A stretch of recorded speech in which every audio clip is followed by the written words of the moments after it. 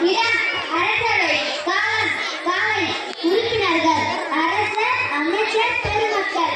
அரசனின் மகன் தேரை தெருவிலுக்கு செல்லும் போது அங்கு துள்ளி குதித்துக் கொண்டிருந்த பசுவின் கன்று எதிர்பாராத வகையில் தேர்காலில் மாட்டி இருக்கிறது. தன் கன்றை காணாமல் தெரிந்த பசு அதன் இருந்த உடலை கண்டு கண்ணீர் விடுகிறது. அதன் ஆற்றம துயரே ஆராய்ச்சிகளின் வடிவில் ஒழிக்கத் தொடங்குகிறது.